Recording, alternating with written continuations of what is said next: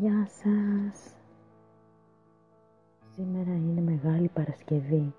Είναι μέρα απόλυτου πένθους για όλη τη χριστιανοσύνη, απόλυτης αργίας και νηστείας, και είναι η μέρα που γίνεται η κορύφωση του Θείου Δράματος, δηλαδή που κορυφώνονται τα πάθη του Χριστού και γίνεται η Σταύρωση του Χριστού νωρίς τα ξημερώματα της ίδιας μέρας.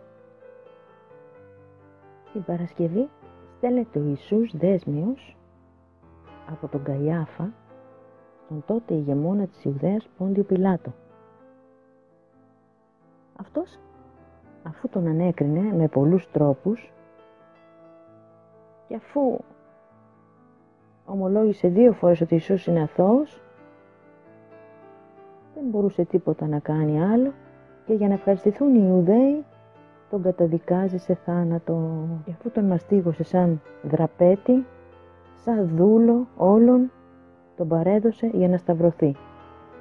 Από εκεί και πέρα ο Ιησούς, αφού παραδόθηκε στους στρατιώτες, τον γυμνώνουν, του φοράνε μια κόκκινη χλαμίδα, πλέκουν ένα ακάθινο στεφάνι και το περνούν στο κεφάλι του, του δίνουν και ένα καλάμι σαν σκύπτρο να το κρατάει και αρχίζουν να τον κοροϊδεύουν, να τον προσκυνούν χλευαστικά, να τον φτύνουν, να τον χτυπούν στο πρόσωπο, στο κεφάλι, να τον περιπέζουν. Μετά, αφού του φόρεσαν πάλι τα ρούχα του, του έδωσαν το σταυρό, κρατάει και με αυτόν να πηγαίνει προς το Γολγοθά. Και εκεί, γύρω στην 3η ώρα της ημέρας, σταυρώνεται μεταξύ 2 ληστών. Βλαστημείται από αυτούς που είχαν πάει στο Γολγοθά μαζί του, μικτηρίζεται από τους αρχιερείς και όταν πάνω στον σταυρό λέει «Διψάω», ποτίζεται από τους στρατιώτες με ξύδι ανακατεμένο με χολή. Γύρω στην 1η ώρα, αφού βγάζει φωνή μεγάλη, λέει «Τετέλεστε». Εκπνέει ο αμνός του Θεού, ο έρων την αμαρτία του κόσμου. Την ώρα κατά την οποία σφάζονταν, σύμφωνα με τον νόμο, ο Πασχαλινός αμνός, ο οποίος καθιερώθηκε ως έθιμος στους Ιουδαίους, προτυπώνοντας τον εσταυρωμένο Χριστό πριν από 1043 χρόνια. Ή τότε άρχισε να τρέμει όλοι. Κεραυνοί και βροντές άρχισαν, σχίστηκε ο ουρανός στη μέση, η γη, το ίδιο. Ο δεσποτικός αυτός θάνατος σκόρπισε παντού το φόβο και τον τρόμο. Όλοι κοιτάζοντουσαν ένας με τον άλλον, οι στρατιώτες φοβισμένοι και σαστισμένοι.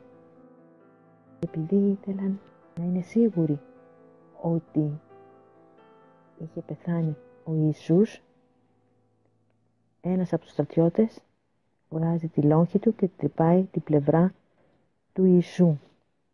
Και από εκεί έτρεξε αίμα και νερό. Κατά τη δύση του ηλίου έρχεται ο Ιωσήφ της Αρεμαθίας και ο Νικόδημος, αποκαθιλώνουν από το σταυρό το σώμα του διδασκάλου τους, το αρωματίζουν, το τυλίγουν με ένα καθαρό σεντόνι και το θάβουν σε ένα καινούριο τάφο, βάζοντας στην είσοδο του τάφου ένα μεγάλο λίθο. Λοιπόν, με αυτόν τον τρόπο η Εκκλησία μας θυμάται τα Άγια Πάθη. Το πρωί της Μεγάλης ο ιερέας κάνει την αποκαθήλωση του Ιησού, τον τοποθετεί στο επιτάφιο που τον έχουν στολίσει οι γυναίκες από βραδείς, και το απόγευμα της Παρασκευής γίνεται η περιφορά του. Ευλογημένη Μεγάλη Παρασκευή. Γεια σας.